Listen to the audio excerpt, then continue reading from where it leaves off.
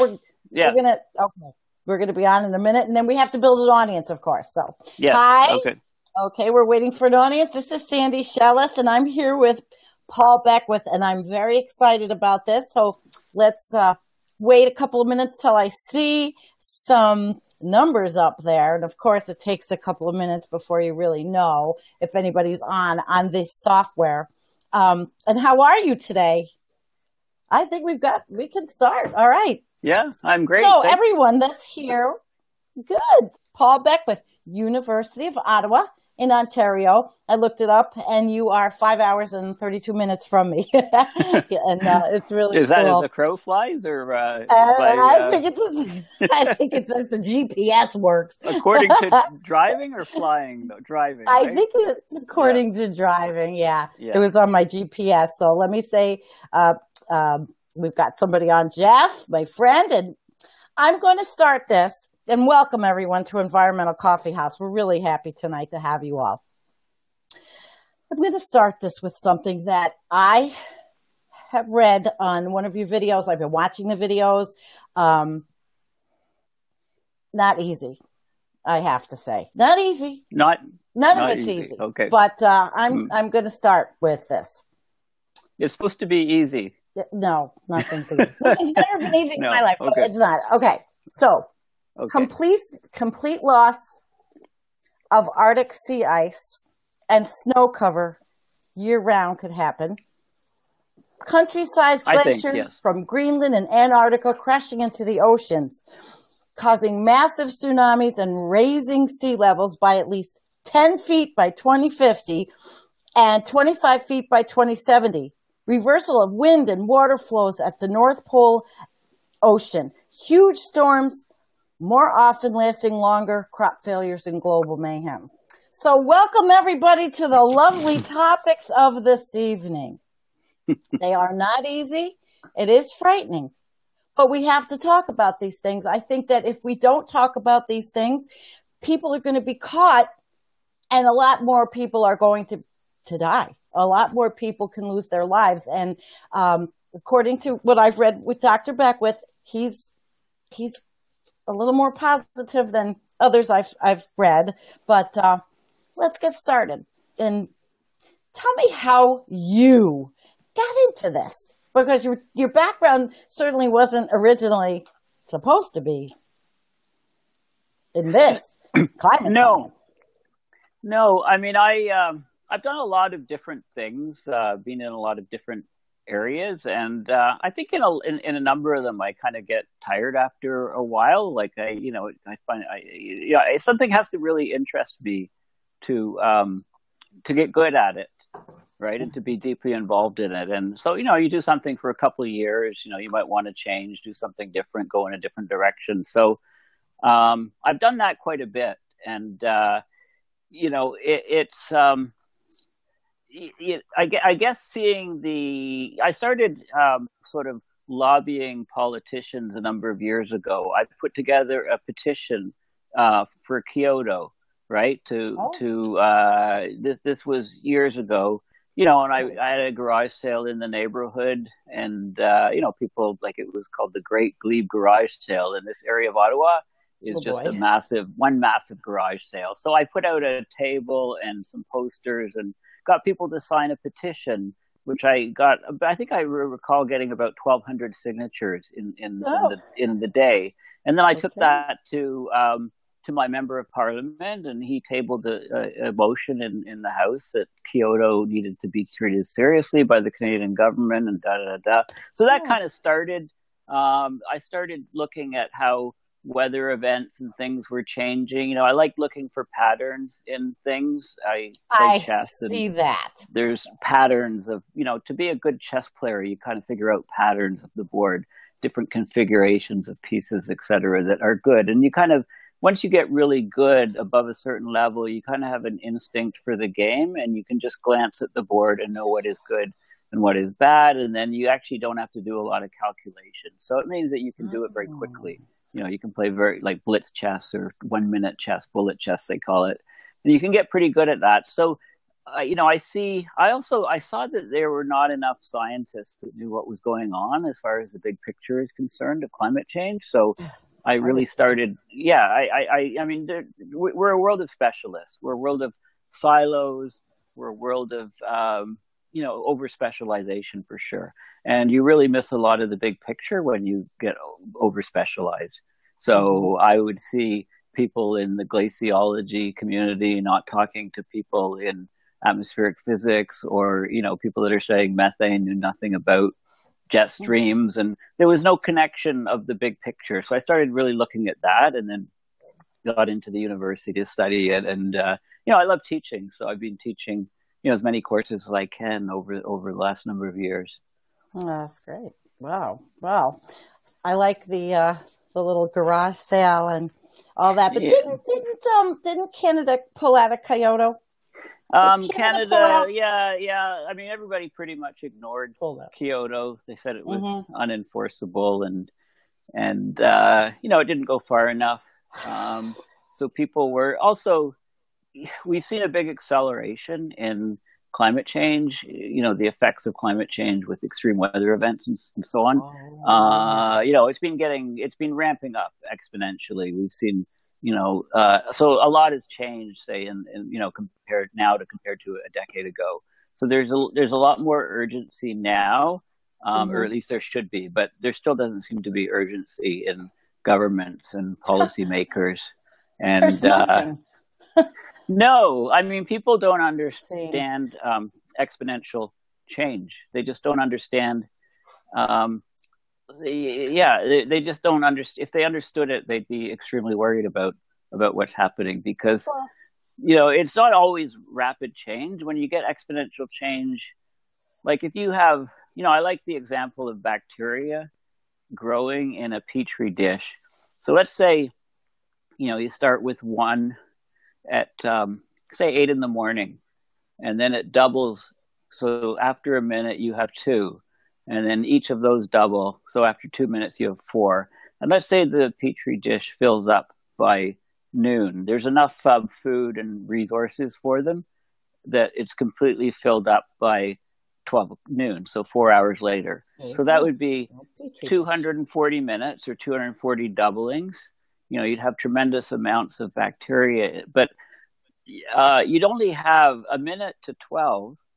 You'd only have half the petri dish full of bacteria, so half, and then 2 minutes before 12 you'd have a quarter of it full.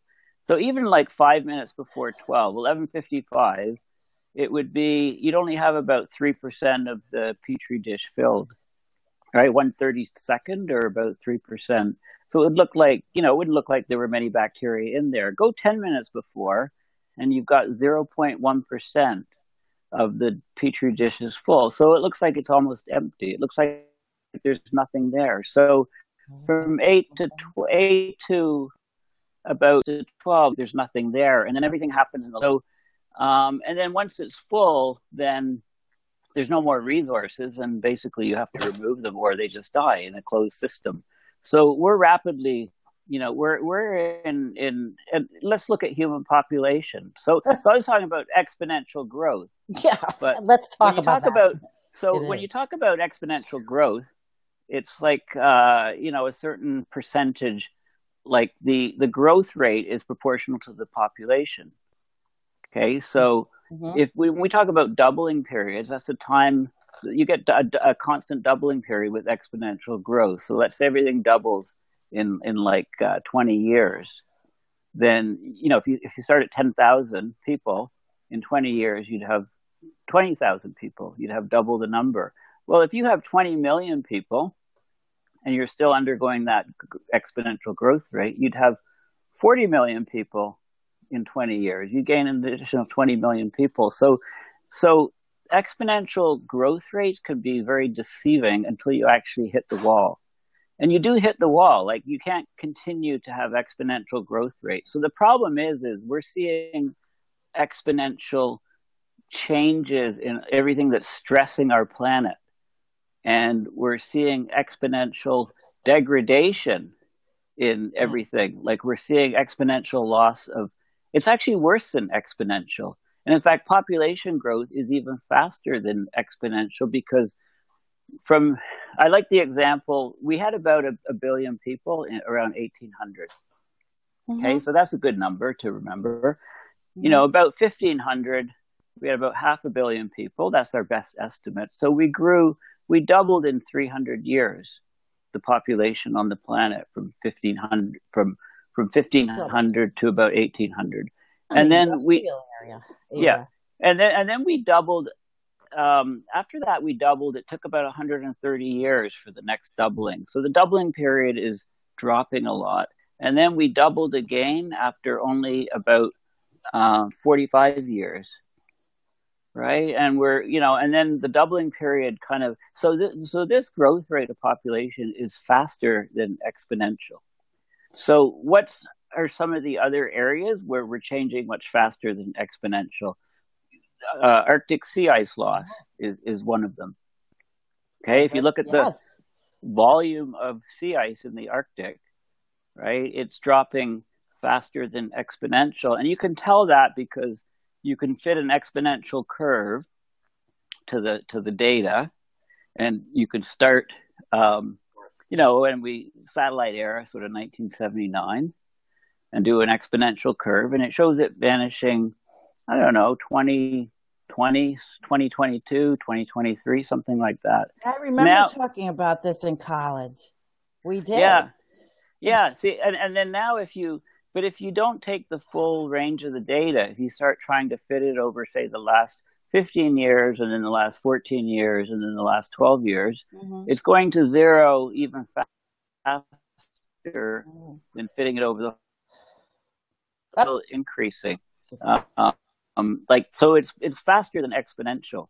And if you look at the rise of CO2 levels in the atmosphere, or nitrous oxide or methane, those rates of rise are even larger than exponential too.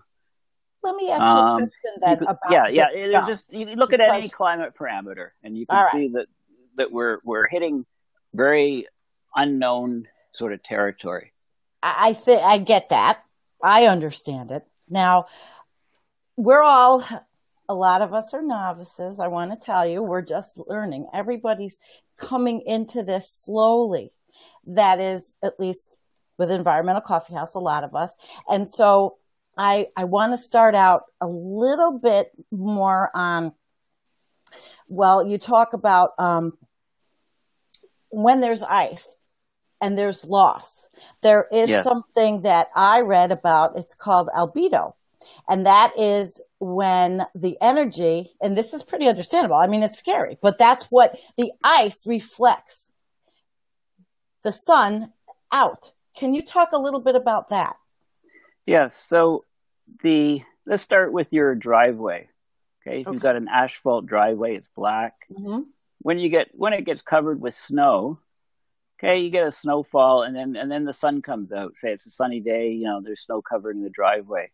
Then some of that light from the sun will go right through the snow if it's not that thick and hit the driveway, and it'll heat up the driveway. And so the heating up of the driveway melts the snow from the bottom. Eventually you get an open area exposed of the asphalt.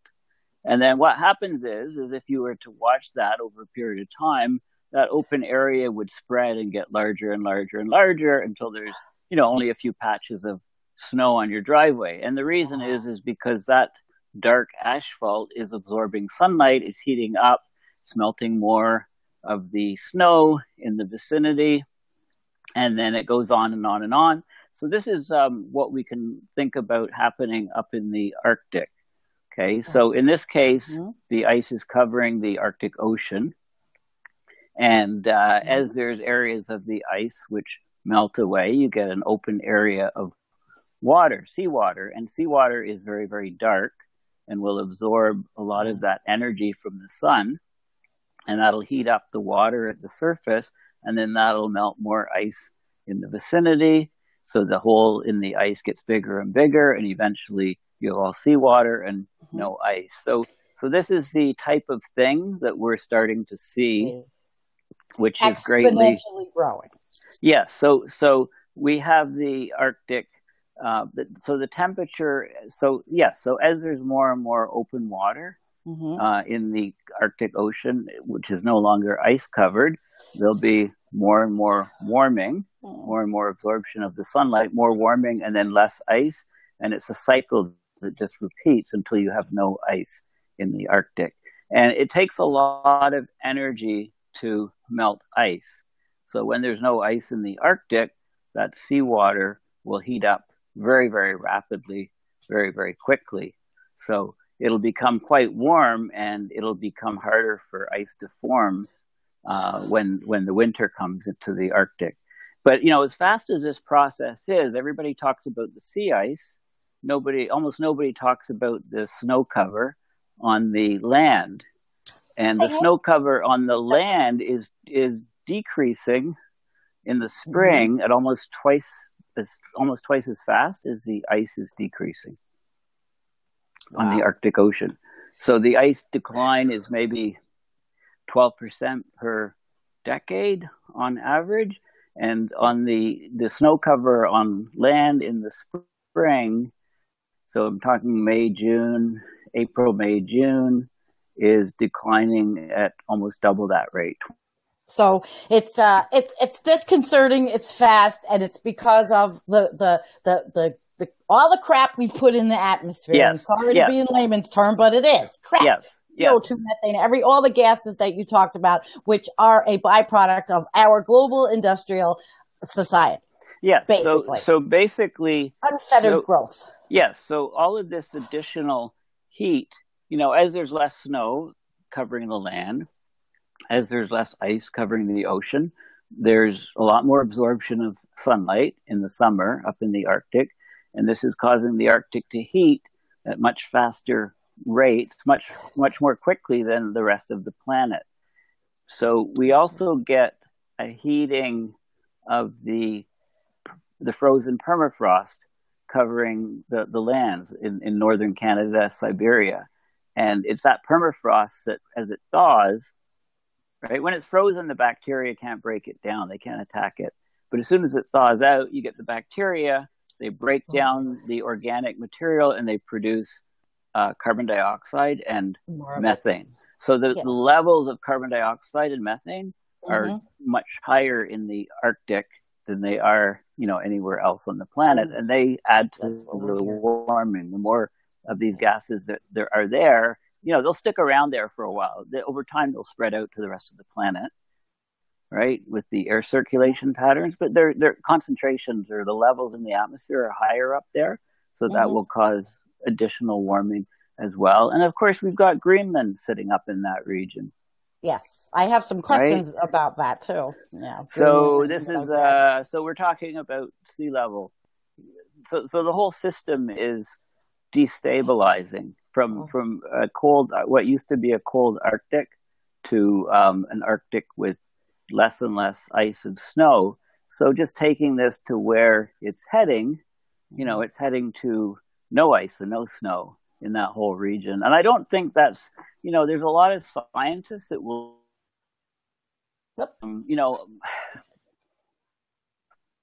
We're losing you a little bit. Everybody have patience. We can have, can you hear me? Keep going. We're very patient. We all understand the technology limitations. Yes. So there's a lot of scientists that have trouble, understanding that when we lose when we lose sea ice for, say, 2020 or before, say, September, it might just be, open ocean for a couple of weeks or the month of September. But then, there's that much more energy absorbed that within a year or two, the ocean's going to be open, clear, August, September, October, within 3 months or so, add another month to either side, opposed to being open year round, no sea ice. And this is the part that, people, there's a lot of objection to scientists, understanding that this is going to be the case. because they haven't modeled it, I guess, enough. I mean, there are arguments, this, we don't know for sure. Mm-hmm. Okay. I mean, there may be some feedbacks which kick in, which keep the ice there longer than we expect. Is that feedback loops? Feedback loops. I would like to understand what feedback loops are. It has to do with the jet stream. Can you tell us about feedback loops? Is that where you were going? Okay, so the feedback loops are, let's say I write an exam, or I write a test. Okay. And I do really poorly on the test, for example. I bomb out on the test. I do awful. Now, if I get discouraged and kind of give up and not bother studying anything at all anymore, and write another test, I'll do even worse, right? Mm-hmm. So this is whereas if I say, okay, I did poorly then, I can do a lot better than this. I work really hard, study a lot harder, and I can do great on the subsequent test. So in one case, I completely reverse course, right? I go from doing very poorly to doing great. And in the other case, I do a lot worse than I did on the first one. So if in one case, I go the same direction I was going, but but amplified to a larger extent. In the other case, I reverse direction. So those are examples of sort of feedbacks. The way I respond to the initial result is a feedback. So, people all know about you call a radio show and you leave your radio on. Yes. Right? So that's a mistake. That's a good analogy. Right? Yeah. You got to shut your radio off when you call in.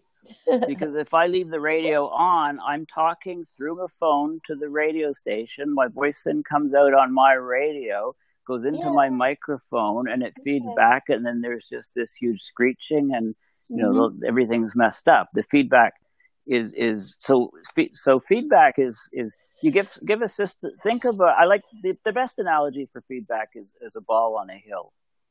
So if a ball is sitting on the top of a hill, and you give it a little push in any direction, it'll start rolling down the hill very quickly. Okay, so this is an example of an amplifying feedback. You give it a small push, and it moves, not just a small amount, it moves a small amount initially, and then it takes off. Okay, so this is an amplifying feedback or a positive feedback. And if the ball's in the bottom of a hill, and you give it a little push, it comes back to where it started. So that would be a negative feedback. So negative feedbacks try to stabilize things, and positive feedbacks take things, they take things off very quickly. So the jet stream is the Arctic ice melting is a very strong positive, not positive as being good, but it's an amplifying feedback. Yes. Right? So some ice melting, more open water, more ice melting, and it just carries on, an amplifying feedback. Okay. So the jet stream is actually, it depends. It's formed, it exists because of the temperature difference. The equator's hot, the pole, heat wants to move from the hot area to the cold area, and then it curves to the right because of the rotation of the Earth, the Coriolis effect. And then it's also compressed into a region, and you get these jet streams forming. Yeah. So as you monkey with that temperature difference, the jet streams start behaving bizarrely. And that's exactly what's going to start happening now with the melting and the ocean showing, and it affects. Yes, so the jet streams, instead of running just from west to east, they start moving they start moving in the north and the southward direction, like ocean waves that are getting larger and larger and larger. And eventually the peak of the ocean wave reaches the North Pole, and the trough of the ocean wave reaches the equator, where it can cross up and join southern hemisphere jet streams. So we're seeing this. This is, Europe right now. You've probably heard of the fires in Portugal. I did a live stream on it the other night. It's just, it's just, a year ago, Canada had, Fort McMurray was burning, and people, left the city in large numbers by the roads, and you could see some of these images of trees burning and stuff. Well, that same thing happened in Portugal, but the people in the cars didn't make it. So the jet streams in this case are, they're like in Portugal, and a lot of Europe is in a heat wave, as are parts of the U.S. and Canada. Yeah, we've been talking about that on the page. Yeah, yes. I mean, it's only June. It's hot where I am, and I don't have air conditioning. It's 85 degrees in my office. My hair has to be back. We know. Yeah. So it's but there's a lot of different things. When temperature changes, there's a lot of different things that are affected. Like what people don't realize is, one of the things that is most concerning is, we have our body temperatures are regulated very close to a range by different feedbacks in the body. Okay. Right. So if you get, our temperature is about 98.6 degrees Fahrenheit, which is 37 Celsius for non-American viewers. We have Rochelle from Canada with us, the rest of the world. So, if we go a couple degrees higher than that or a couple degrees lower than that, we get extremely sick, right? If we go a couple degrees lower, it's maybe because we're immersed in cold water, and, we can start getting hypothermia. If we go, we get a fever or we're sick, we go a couple of degrees higher than that, but it's regulated in a very tight region. And when the temperature changes around us, if it changes too quickly or too much, then we start getting uncomfortable because we can't get rid of heat from our body. So the problem is, when it gets super warm, and it's also, we can't sweat to get rid of heat. And this is what we talk about. Exactly. Well, we could try that, right? So, the best thing. I don't think it's going to work. If you don't have air conditioning, the problem is at night, right? Because, when it's too hot at night, it's very difficult to sleep. And, then you start getting worn out and tired, and, the heat starts getting to you more often. So, that's why people that don't have air conditioning, go to a community center where it's air conditioned, have a long bath, in cold water to cool down your body temperature before you go to sleep. There's lots of things that we can do to try to, get more comfortable. But what about the animals that that's what Kim just asked. She just had she worries about the animals up in the Arctic and how they're going to acclimate to all this? Yeah. So what about the animals that can't regulate their body temperature, for example? They're used to, can they survive those tremendously warm temperatures that they're not used to, and a very rapid temperature swings? When you think about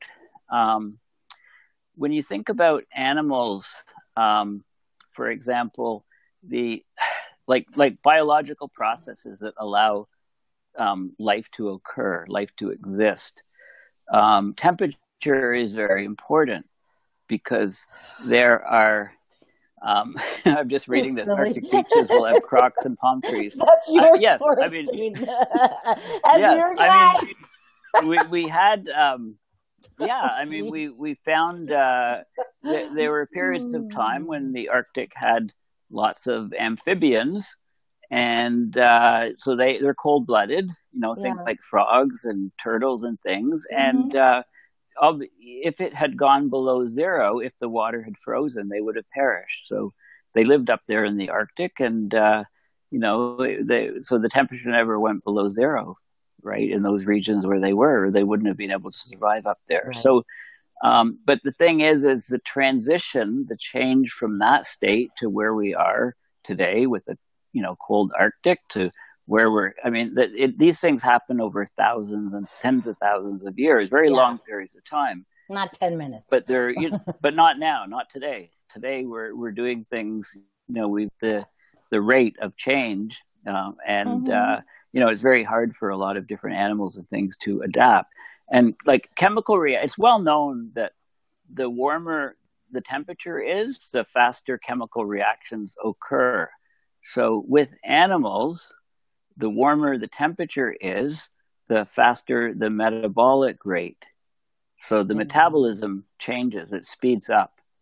And this has huge implications. So for every 10 degrees Celsius rise in temperature, the metabolic rate will roughly double. So even a 2-degree rise, which is the Paris number, would have a metabolic rate of being 20 or 30% faster. Yeah. And what that does is that puts stress on organisms. What it does is it decreases their lifetime by about 20 or 30% for that 2 degrees, because their metabolic rate increases, and that's related. The metabolic rate is sort of, there's a relationship to the longevity of an animal, to how long an animal will live.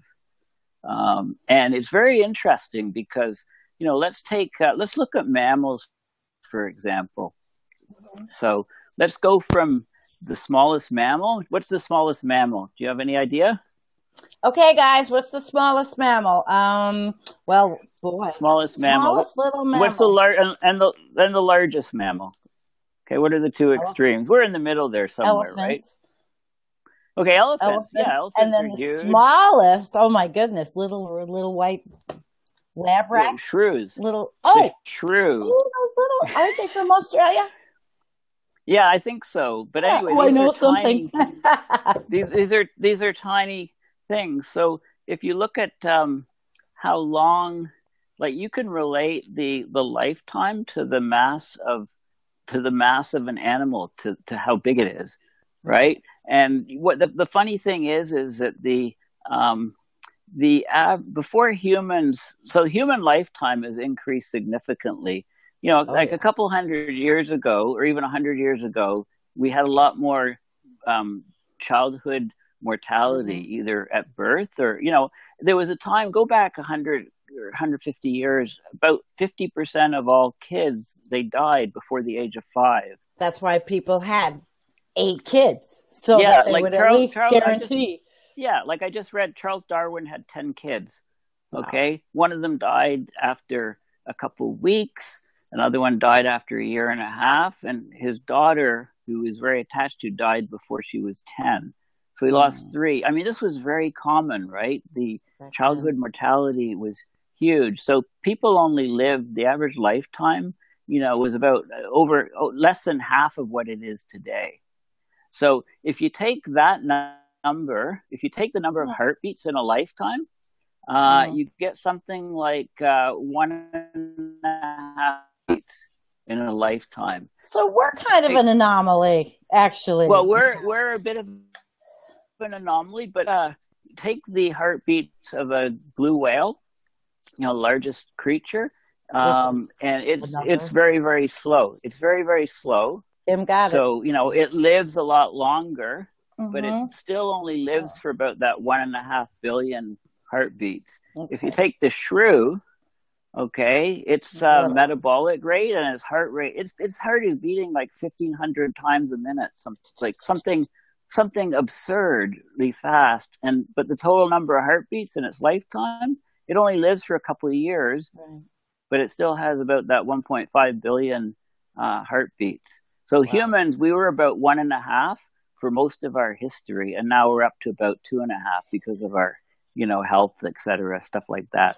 But this is an interesting feature. So the point I'm getting at is if you live in a hotter, much hotter world, the metabolic rate is going to be a lot higher. Your heart is going to work that much harder. Your lifetime will therefore be shorter. And this is true for across the entire animal kingdom, right? So it's a lot harder to live in a much warmer world. So when we're talking about temperature anomalies in the Pacific Ocean of like 5 or 10 degrees Celsius at the surface, we get these hot blobs and stuff. Of course, there's enormous mortality of fish and different creatures resulting from that really hot water.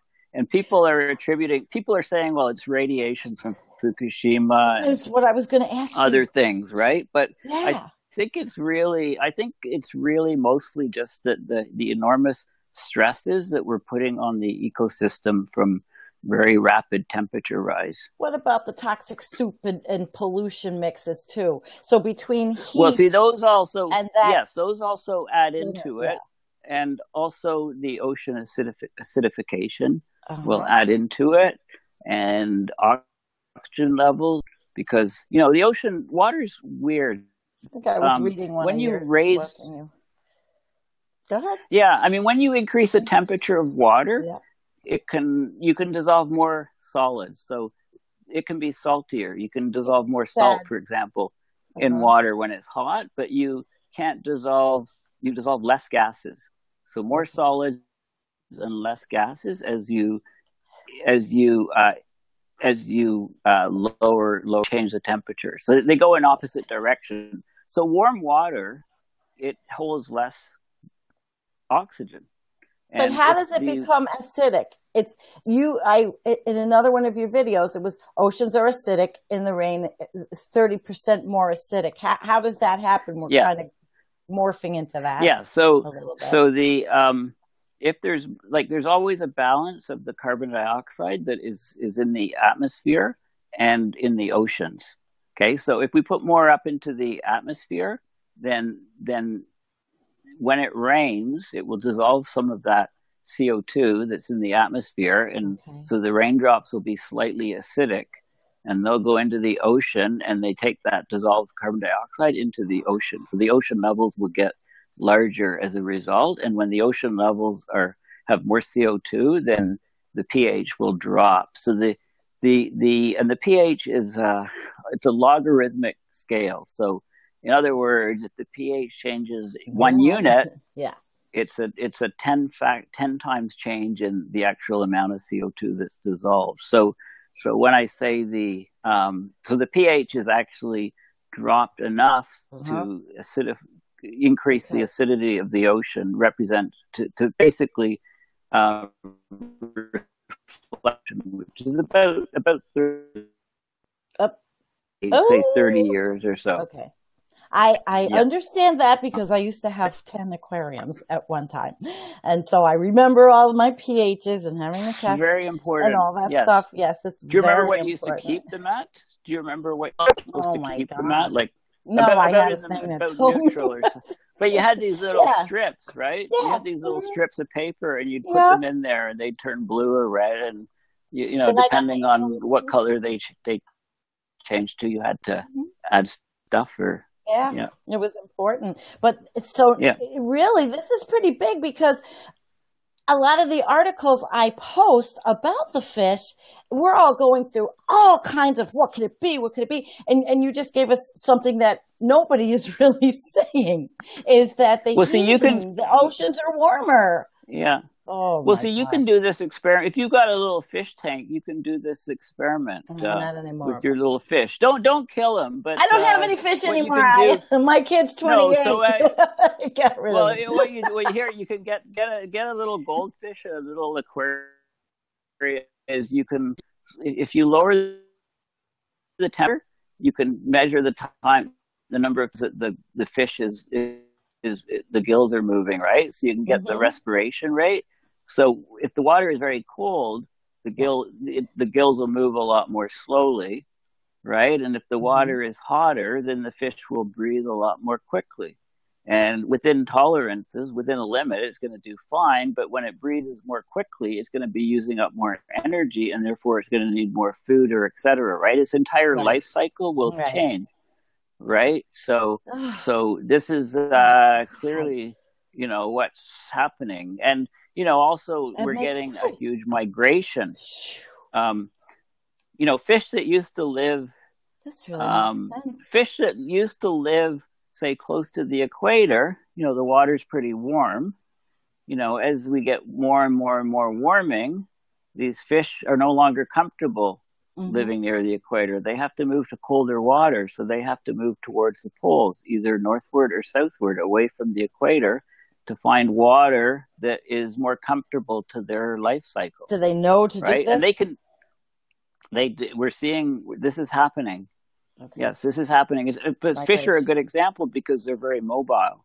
We can talk about, everything is doing it on the planet. Everything is moving towards the poles in order to, to stay in a zone that it can tolerate, whether it be, animals or trees, or people. Trees, people. People. Yeah, exactly. Yeah. Well, it's going to happen soon. Segue into people a little bit, but I'm going to segue into something because this has bothered me since today, and I wanted to know your opinion on this. Well, it's just bothered you for less than a day, it can't be that okay. Well, it is. It's something I watched on television today, and I don't watch a lot of TV, but I watched Vice, and they did a piece on Russia, and Russia is actually financially capitalizing on climate change, and they think climate change is fabulous, and they are looking at it as an economic opportunity, and they talk about how the ice melting is making it easier for their humongous ships to go through, and they're drilling. And I couldn't wait to ask you about what you think about that. Well, I thought this is I mean, it's the same with Canada, right? Like, so you wonder, I mean, but these benefits are, these benefits are short term, right? Because we're going through a transition, right? We're going through a change right now from a stable state, which we're used to, which we had before, to, we were down here at this stable temperature, and then now we're jumping, and then we're going to go up through here. So while we're, so there'll be a period of time when, they can have benefits, for example. I thought it was insane. But they're also getting all of the extreme. Yep, a little frozen. Regions are drying out the permafrost is thawing. We're getting shrubs growing and things. We're getting lots of fires. These fires and things. These fires are, like the thing is to claim that there's benefits. These are climate change manifests itself around the world in at different rates and at different amounts depending on where you are. So I call it I think that the negative effects are going to far outweigh any of the positive effects. Of course they are. Oh my gosh. It was like, but that's humans. Humans are by, I don't even want to go into my theory on people, but, okay, we'll move a little, cause I have things. Okay. We started talking about permafrost. We're just scaled up, shrews, if you like. People. I mean, it's really, I'm reading this fascinating book. It's called Scale. It's by a physicist who became a biologist and a polymath, and it's a very thick book. I'll you know what? You don't need to go out and get it yet. I'll finish it, and then I'll do some videos. You do the videos on it, okay? So wait for the video version, and then absolutely have to watch your videos because I do love your videos, I have to say. And I have posted them on Environmental Coffee House, and I'm going to continue. But as we are going to the permafrost, and I see your kitty behind you. I've got 4. Yeah. And I worry about them. I'm starting to buy cases of cat food to stash in case the apocalypse. All right. Let's not go there. Anyway. Okay. You could always eat your cats if the apocalypse strikes. Right? Oh, thank you. That's so wonderful, Paul. All right. I have this way about me of turning the worst situations into something to smile about. But I want to get back to something because I also want to talk about what I've been watching and about the permafrost avalanche in Greenland causing Saturday tsunami in the fishermen's villages. I would really like to know about that, and I hope that others would like to know because I want to know how did this happen, what's going on, and a little more about permafrost.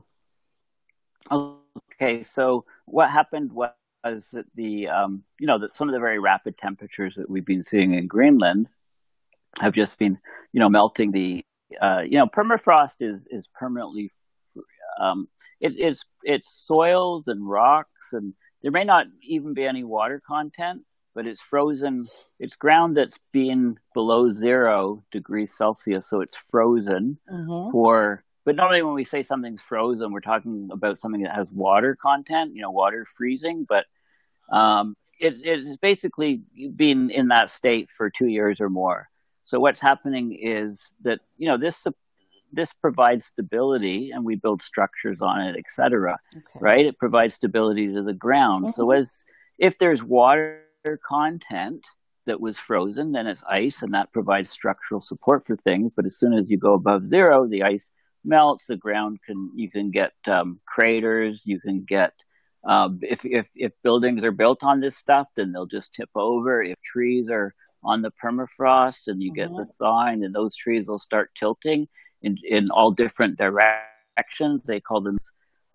So what happened is if permafrost is on a slope, and starts to thaw, then you can get landslides, and you got this landslide occurred, and it caused the earth and soil and rocks, etc., went into the water, and it caused a small tsunami, which inundated a low-lying town. So this is one of the things that we're going to see, when we start getting significant catastrophic melt from Greenland, we're going to see a lot of these type of events that are a lot worse. And in fact, some of them can be so large that they can create a tsunami, which could travel, quite a significant distance. It could propagate across the Atlantic, and it can have effects on, Europe. It can have effects on Caribbean islands, for example. So one of the ideas, Hansen's paper from a few years ago, when he talked about superstorms, he talked about very sharp temperature differences creating high winds and high waves over large expanses of the ocean, creating these enormous wave trains with 30-meter waves hitting the coast, for example, of Caribbean islands. Like sending rocks up, up high and things like that. So this is one idea, but John Neeson in AMEG, Arctic Methane Emergency Group, he thinks that another possible tsunamis is, big chunks of ice actually breaking off of Greenland.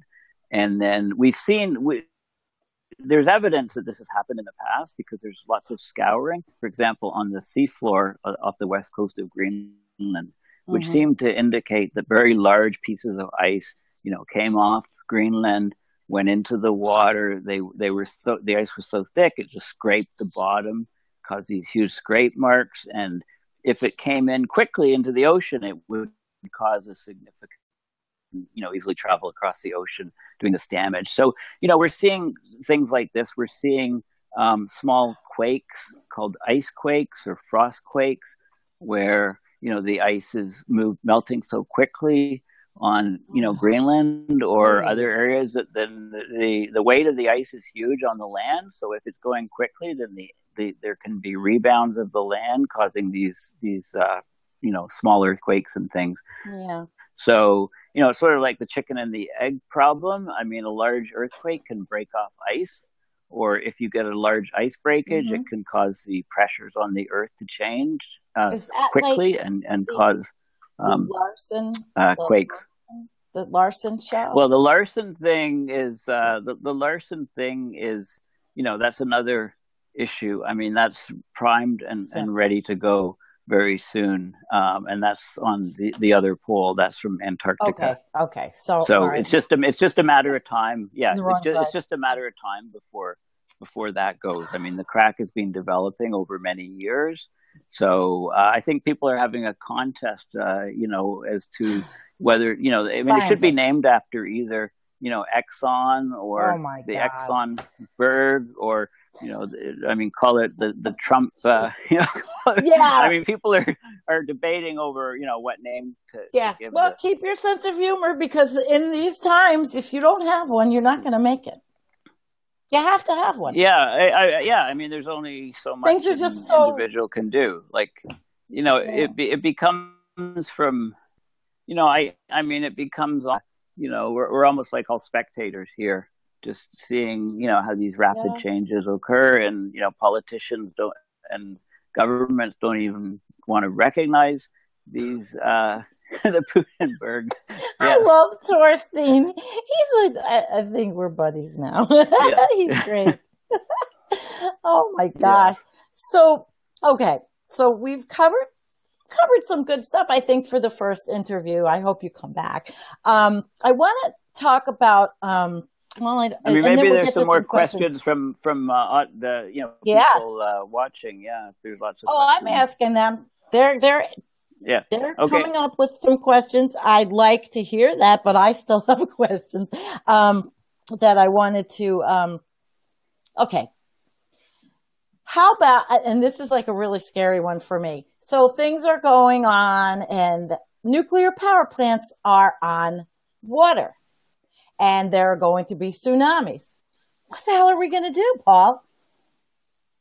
What are we going to do with them? Well, this wasn't very smart thinking, was it? It wasn't very. No. I mean, they're on water. They're either on lakes or the ocean or rivers, right? And if they're on the oceans, those are the ones that are, could be subjected to failures. If they're on rivers, for example, the ones that are on rivers in the U.S., whenever there's a heat wave, right? Everybody wants to run their air conditioning, but the water in the river is hot and can be actually eventually exceed the safe temperature that can go into, that water is used to feed into the reactor. And if the water's too hot, then, it's no good to send it in there. It won't do enough cooling in the reactor, and the reactor basically has to shut down. So then you're firing up the natural gas power plants or stoking more coal into those plants, and those have to put out more energy, or the power is, well, that's something. Rather. Now, you're a little. So we're not. Okay. Yeah, I mean, we're never thinking of resilience, right? We're never thinking. When we build these things, when we build our infrastructure, up to now, we just have not been thinking about how quickly things can change and what impact that will have on our engineered structures. So they're very vulnerable. Yeah. All of the buildings you were talking about, I think on my notes, you were talking about, where did I put it? About, any project and anywhere. And are people incorporating anything yet? Is there the science of sustainability and mitigation?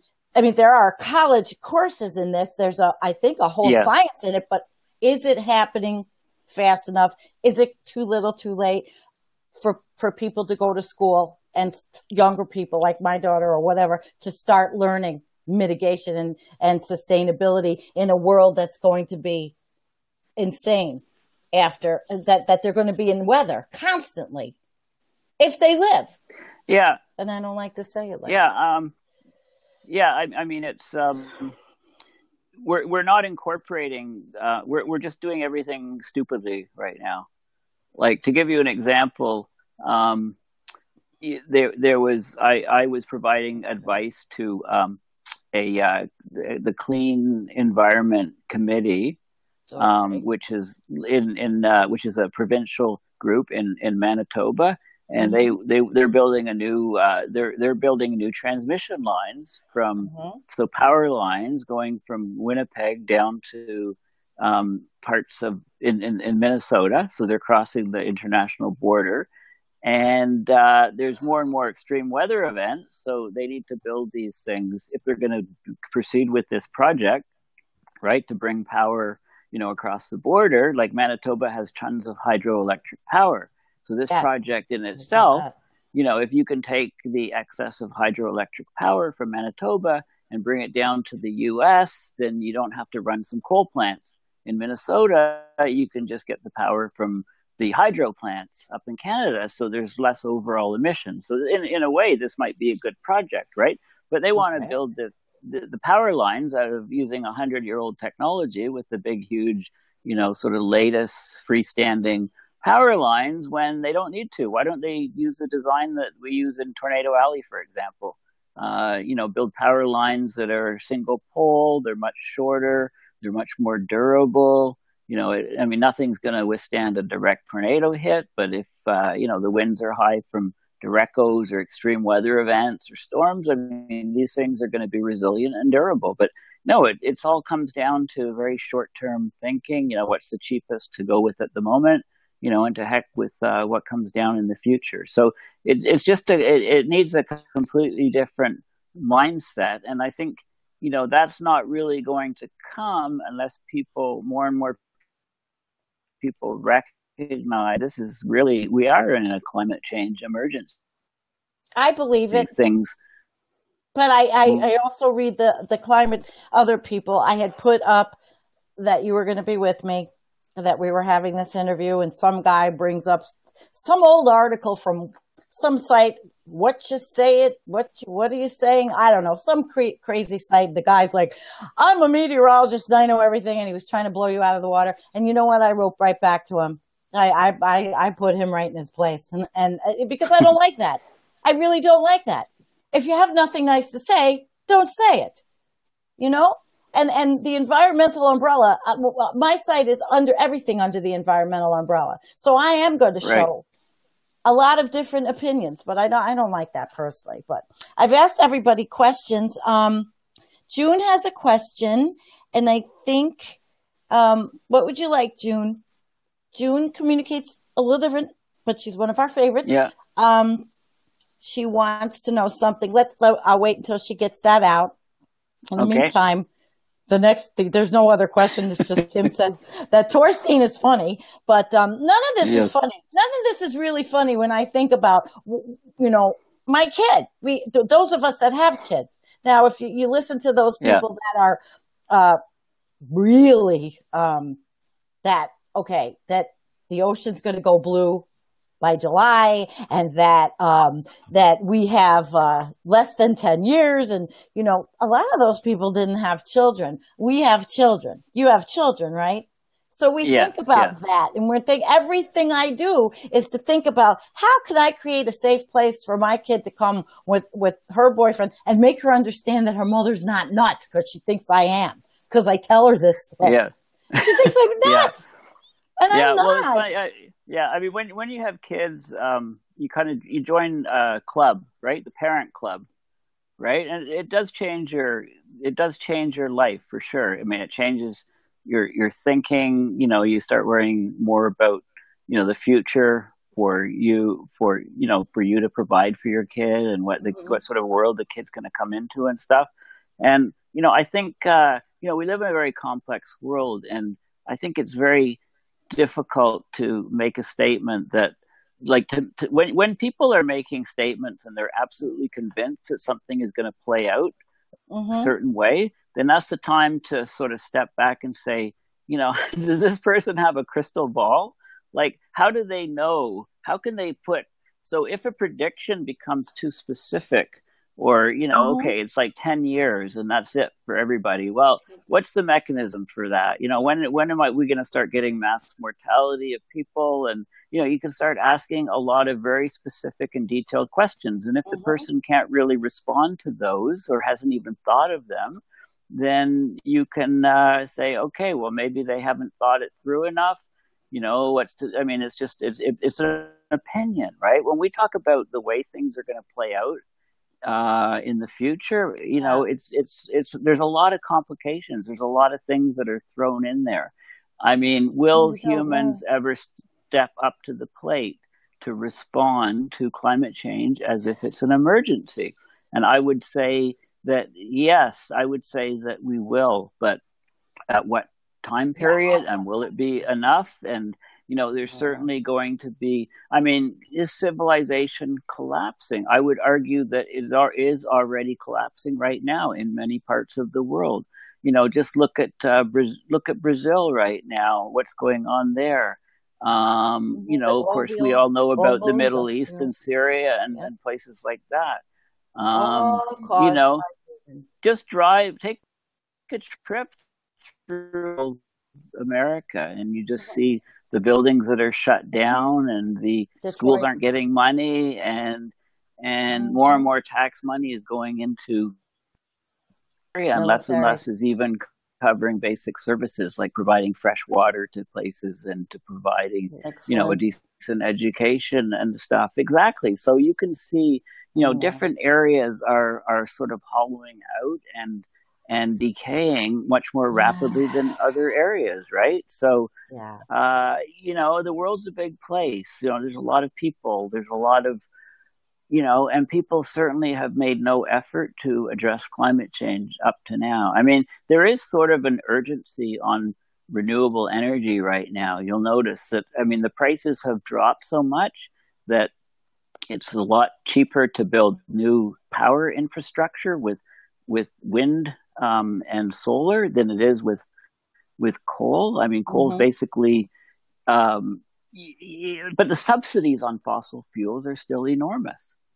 Right? I mean, take away the subsidies on all energy sources and hands down, solar and wind just skyrockets up and takes off. But is it enough? I don't think it's quick enough. I think we need to take. I gotcha. You're taking style in the Arctic. Okay, frozen's a good time. When you freeze, it's a good time to segue to a question. So, we have you're a little frozen, but we have a question. There are many earthquakes now. Can we attribute the weather to solar flares? And the Inuits saying the sun has changed position in the sky. What is that about? And that's from Mary Shannon. You know anything about that? Well,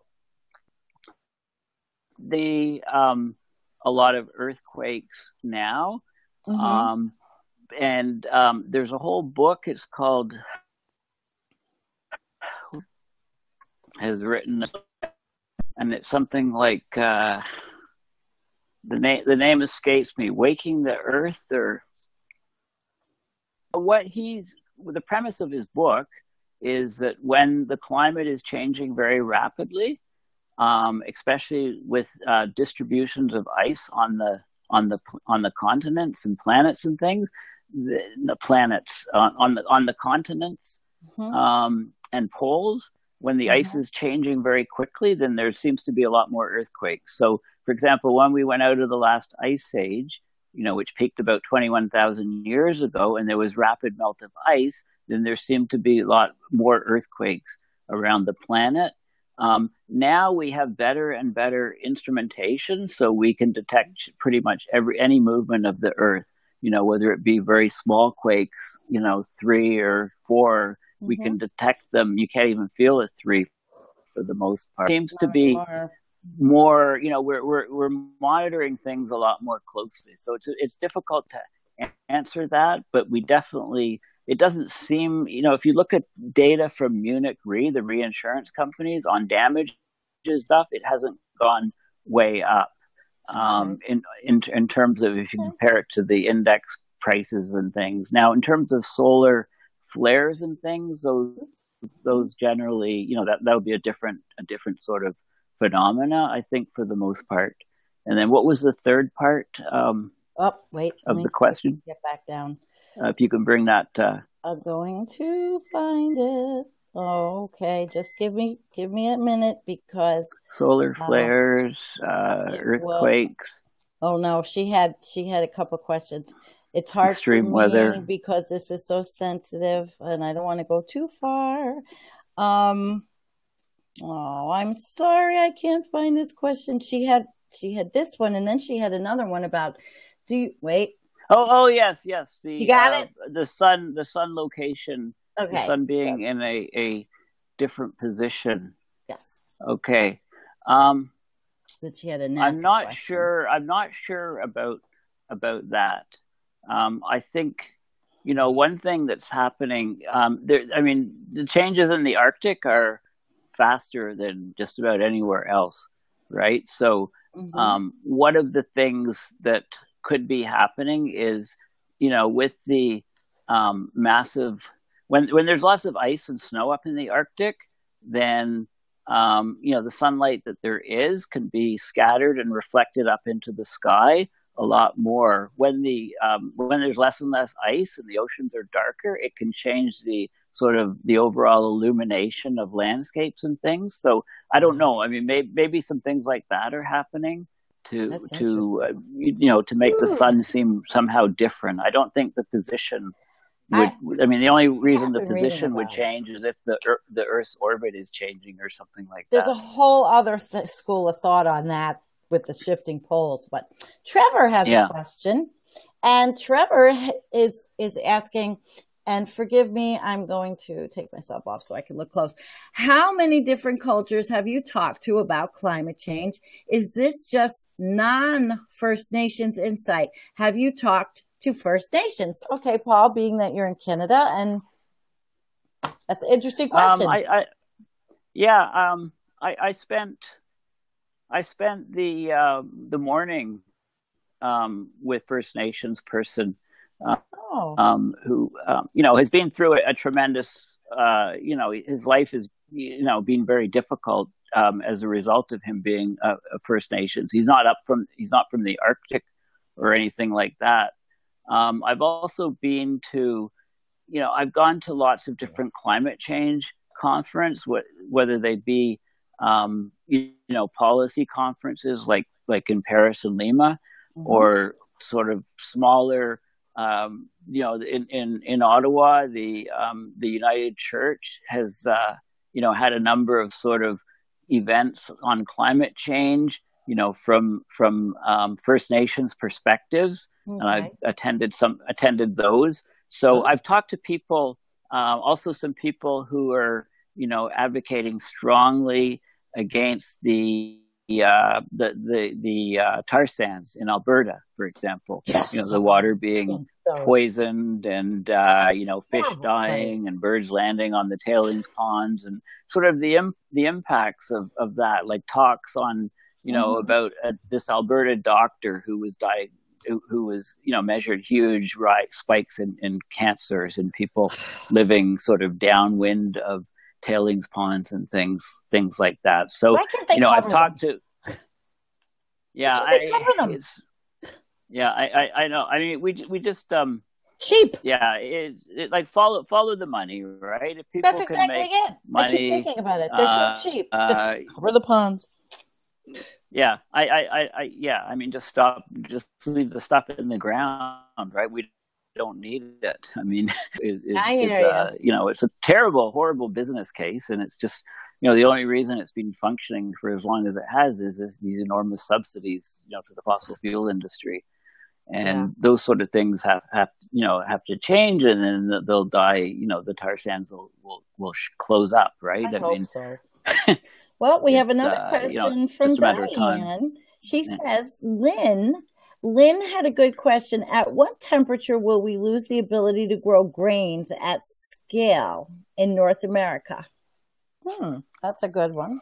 Okay. Well, one of the things is that, some of the areas of North America, in the U.S., for example, U.S. states are, they've historically and traditionally been incredible grain producing areas. They've been sort of breadbaskets of the country. So unfortunately, when some of these regions are they're fairly close to the upper limit at which you have decent yields. So, raise the temperature in these regions a few degrees and the yields will plummet, and actually Canada will be, the optimal areas for the grain production will move northward up into Canada. So, this is another one of the benefits, like in the short term, that, for Canada, right? There's an area, there's areas in northern Ontario that used to be, the soils are excellent because it was sort of like a lake, it was the ocean. When sea levels were higher, there was water over this area. There were huge freshwater lakes, Lake Iroquois, massive lakes, and they laid down these very fertile soils underneath. And all we need is another two rise in temperature, average temperatures, and these areas will become bread baskets of the world. Right now it's just not, the growing season is just a bit too short, but these areas will be enormous growing regions for the world. Canada will, supply. So a lot of the agricultural production that is in the U.S. that will be lost from rising temperatures will shift up into Canada for a while, right? But then it depends, if this warming just continues, sort of open-ended, then all bets are off for how long that area will be productive. So, we're at definite turning points with humanity and the way we do things. There's going to be wrenching changes, but to go and say that, that's it for everybody in a certain period of time without, I just have to disagree that that's going to happen myself. It's my opinion. It's not going to happen. It's other people's opinion. It will happen. We don't have, we don't know for sure either way. And it's our audience that has to make up their own mind. And that's what I tell everybody all the time. We bring everybody on so that you can get as much information and you make up your own mind.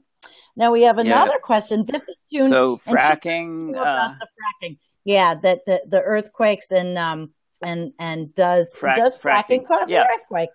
Yeah, I mean, when you think about it, what's an earthquake? It's of ground. It's a movement of rock. Large plates, large amounts of earth will move at a fault line past other regions. So now we go and we pump oil into this fault line, and we pump water and lubricants and stuff. So we reduce the friction, and yes, of course, it's going to cause earthquakes. Also, what's that movie, A View to a Kill? The James Bond movie. Oh. Right? The arch villain, they should do a Bond movie with fracking companies as being the evil. Right? You go and you put enough lubricants into fault lines. Look at Oklahoma. I think there are almost no earthquakes there, and now there's huge numbers of earthquakes. Right? Huge numbers of earthquakes, and some of them you can directly attribute to a fracking operation. It does some fracking in this certain region, and boom, a bunch of small quakes, some large quakes, even fives and things. So so there's no question that this can happen. Deborah has a question. Deborah, where did I lose Deborah's question? Okay. I'm 52 and considering going back to school to get a degree in natural resource management, and curious if I'd be wasting my time. Oh God, education's never a waste of time. No, I would say it's not. Yeah, it's no. The more the more educated that people get, the more the diversity of education, the more likely we'll have a better shot at solving some of these problems that we're facing. And we don't. Yeah, is it? So I would say no. It's never a waste of time. And you're never too old. And I didn't pay off my stinking student loan till I was 51. So, and I kept going to school every decade. I got 4 degrees. I kept going. So well, see now you can. See now it's a different. The education is changing completely, right? Because we have these massively open online courses, and you can take courses at Harvard or MIT or a lot of these places for no charge, right? These, you might be, online. To examine for me.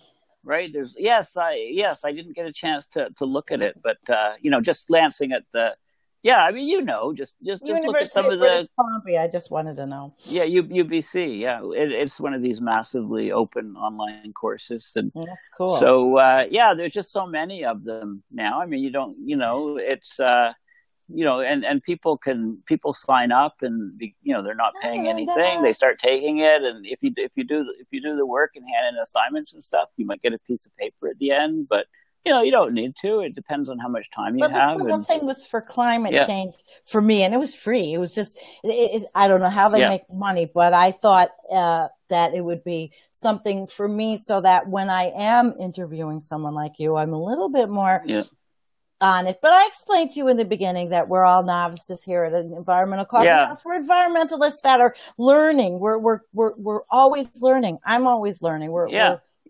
I mean, you're going very patient.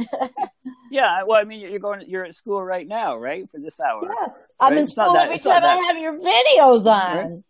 I mean, it's not that painful, hopefully, right? No. And you can always shut it off. Like it's, you can always turn it off, and I like sort of learn at your own pace. And well, I like your 15-minute chunks. I remember when you were talking, you asked the question, "Should I go shorter? Should I go shorter?" And I'm thinking, shorter? Yeah. I need that 15 minutes. I have to grasp everything. You've got all the graphs up there. And today I'm looking at the one that goes like this. And you were talking about how there's the blue on the one side, or the blue on the one side and the red on the other, and how we're going a lot less blue and a lot more red, which is cool. Exactly. I watched that one. I watched them. Yeah. I comment because I just decided that 15 minutes. I actually went into YouTube and tried to give myself more time and lengthen them. I don't think that worked too well. So I mean, I like keeping them at 15 minutes.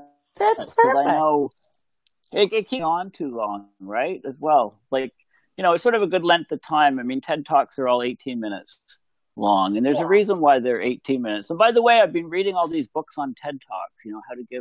How to give better talks and how to connect with your audience in the first few minutes and tell jokes and do this and that and the other thing. So, it's sort of a skill like anything else, right? So I was a trainer. I did training, so I know. I did the college's sexual harassment training, and so I mean I do know some of it. I didn't teach courses. Well, you're great. I taught kids, though. I did teach kids. But Kim says you're a great teacher.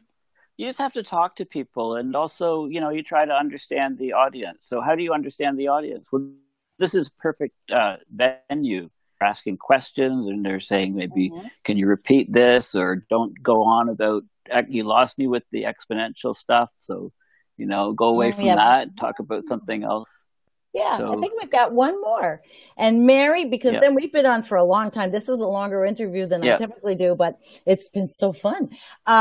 This one says the GMO people and Monsanto are promoting a movie due out in the summer. They said that organic farming contributes to climate change. Do you know any articles I could cite to counter that propaganda? Oh my God, that company will do anything.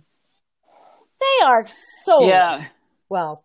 I mean, organic farming contributes to less revenue for Monsanto. That's what it's. I mean, it's just it's ridiculous. Wow. I mean, permaculture, going to all of these things. I mean, going away from industrial farming. When you think about it.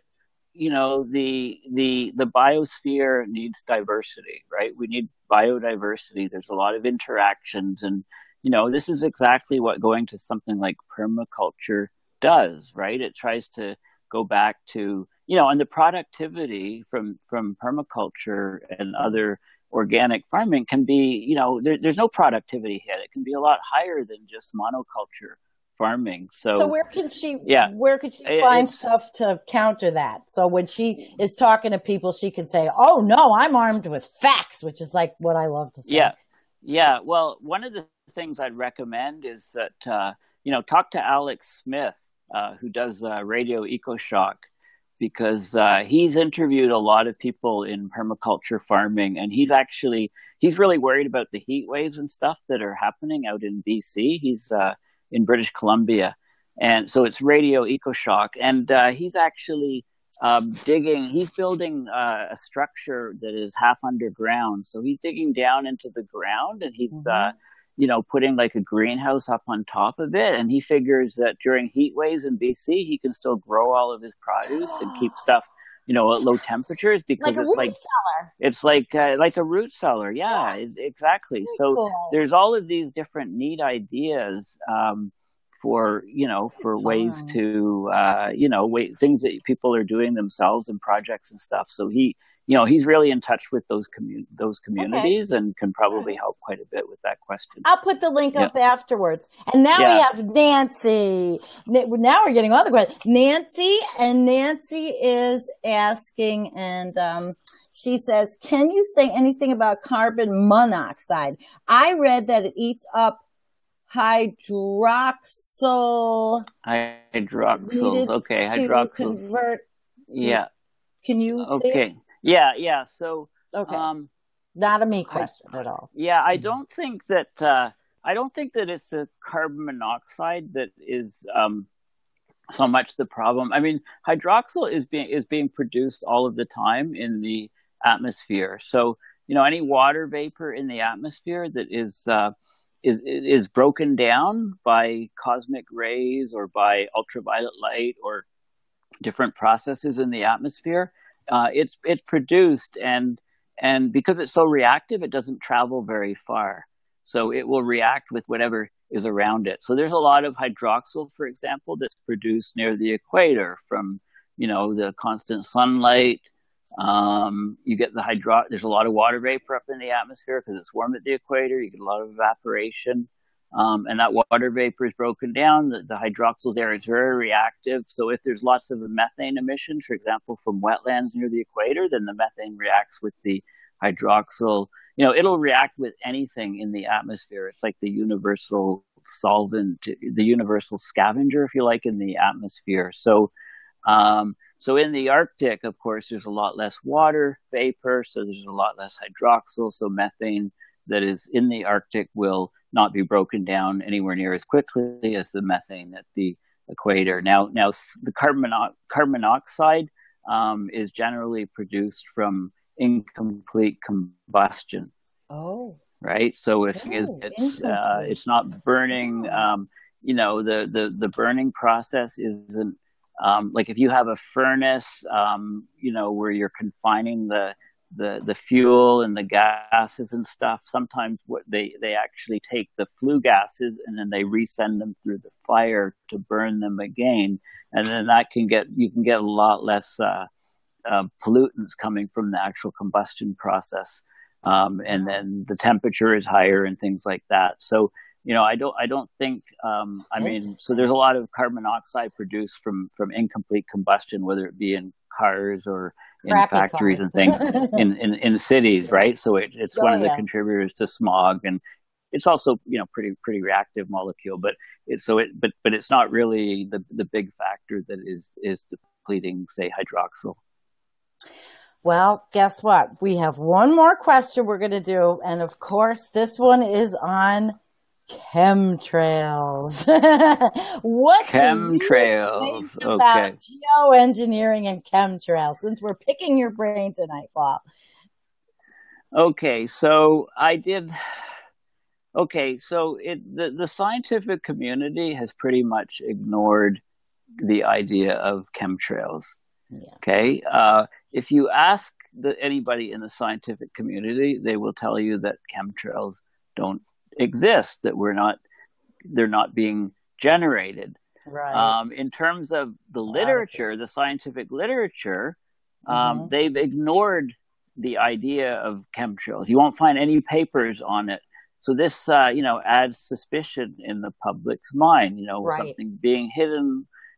Especially when you see pictures of devices from airplanes and stuff. We see the atmosphere is behaving differently than what it used to do. We've got so finally, and then now we have climate change taking off, and some of the scientific community is saying, well, hey, we've got to do things like solar radiation management.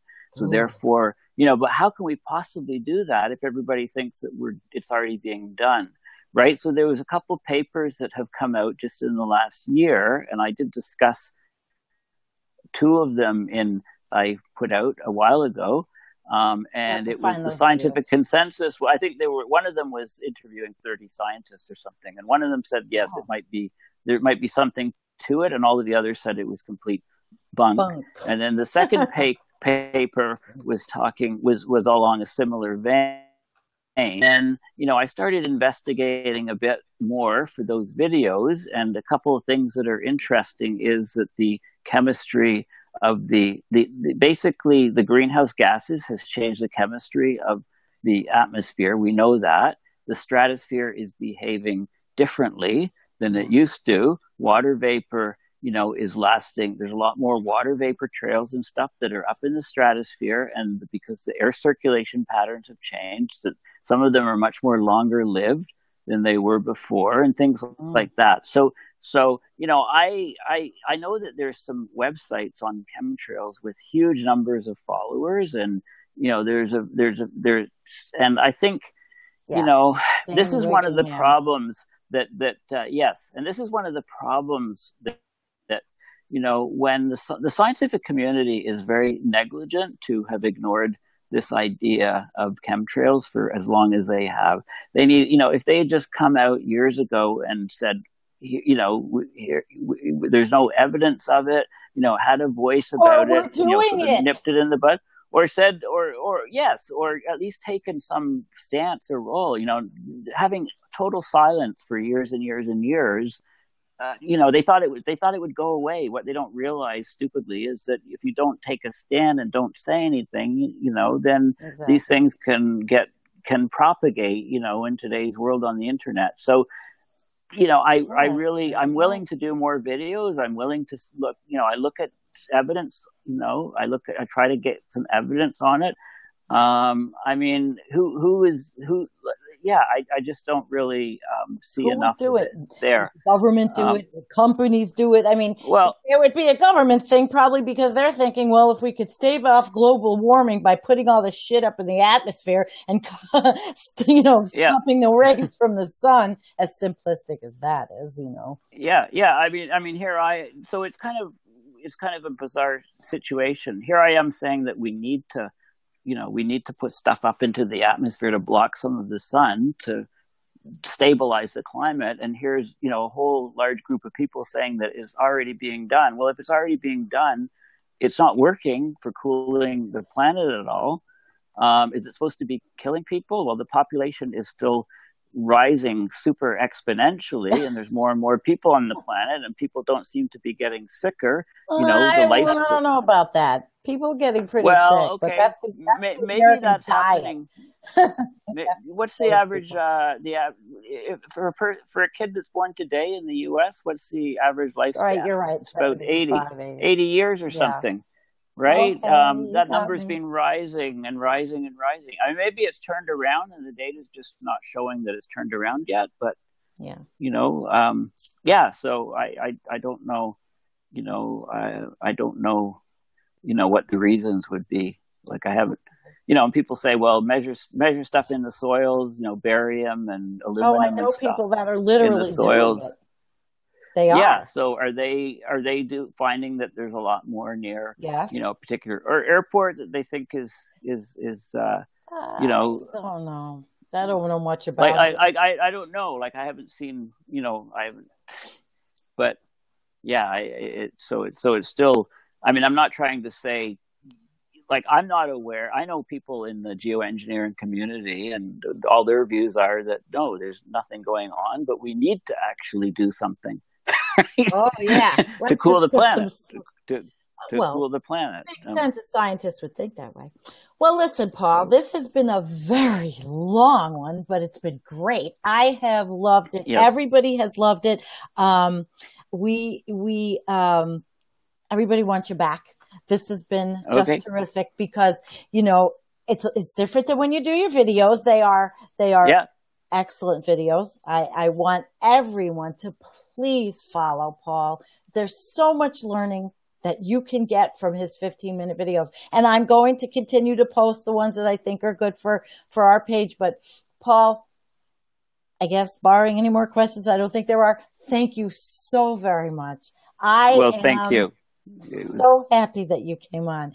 This was a fun interview. You are, despite your demeanor in your videos, you're hilarious. You're great. You're fun. And, You and Torstein's like a comedy duo, but in a very serious way. Well, actually, as an ending note, I'm working on a routine to go to my local Ottawa comedy place, Yuck Yucks, and I just go there and I am. I have. I'm working on stuff. I'm working on material to go. It's just it's a bit intimidating, cool. Right? Like I go up in front of 100 students to teach them about, geography or climate or weather and stuff. That's fine. But to go in front of a crowd and try to get them all to laugh, I mean, that's that's like a level up there. What are you going to make them laugh at, coming abrupt climate change? Yeah. Well, no, I'd work that material in there. Maybe I'll have to do a couple of demo videos just to try it out and see if the people watching, laugh or something. But anyway, thank you very much. We'll do this again very soon. Thank you, and everybody, thank you. And we have some people coming up soon, but I will do that separately. Paul, good night. Thank you. Okay. Good. Thank you. Yeah. Good night. I loved it. Bye, everybody. Okay. My Bye. My peace. Bye, everybody. Good night.